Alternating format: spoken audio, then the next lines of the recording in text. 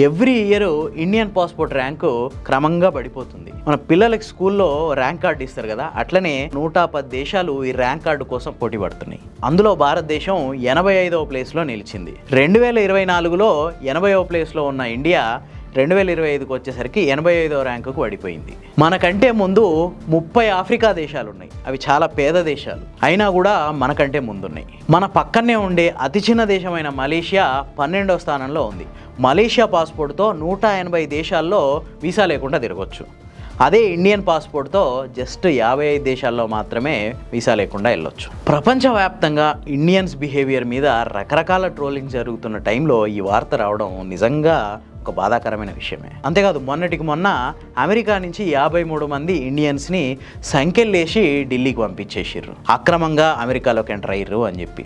రీసెంట్గా కెనడాలో ఒక ఇండియన్ ఫ్యామిలీ క్రాకర్స్ కాలుస్తూ పక్కింటిని తగలబెట్టేసిర్రు. అది కెనడాతో పాటు అమెరికన్ సోషల్ మీడియాలో కూడా వైరల్ అయింది. ఇండియన్స్ బిహేవియర్ మీద దారుణంగా కామెంట్లు వస్తున్నాయి. మనం విశ్వగురువులం అనే ధోరణి ఇట్లాంటి విపరీతాలకు దారితీస్తుంది. మేం చేసేదంతా కరెక్టే అనే భావన రోజు రోజుకి మన పరిస్థితిని దిగదార్చుకుంటా పోతుంది.